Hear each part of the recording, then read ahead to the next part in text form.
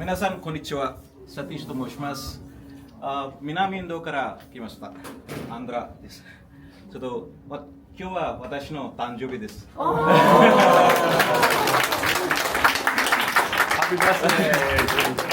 特別にに紹介できることが一番嬉しいです。